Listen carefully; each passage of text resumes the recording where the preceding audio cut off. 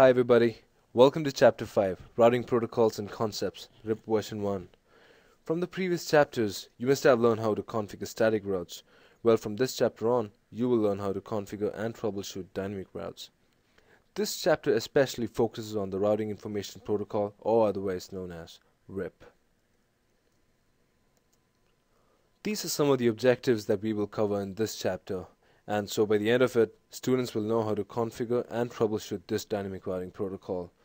Please feel free to pause and read at your own convenience. So the big question, why RIP? Knowing how to configure RIP is important because it is still used in small internet networks today. And unlike other routing protocols which uses more sophisticated metrics, RIP uses only a single metric, which is the hop count, as a method to determine the network distance. The reason it is not used for larger, more complicated networks is because RIP's transmission of the entire routing table every 30 seconds may put a heavy amount of extra traffic on the network.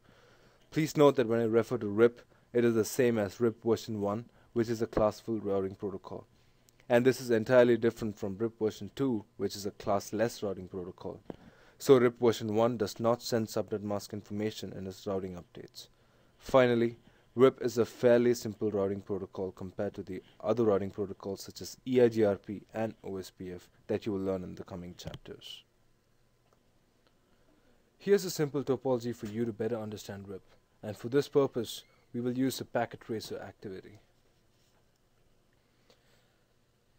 Okay, so this network is configured with respect to the topology in the previous slide, and RIP has been configured on router 3 and router 1.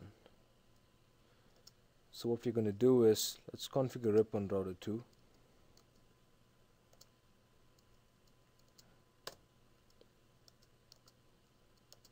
Okay, now to check the connection, let's send a packet from router 1 all the way to router 3.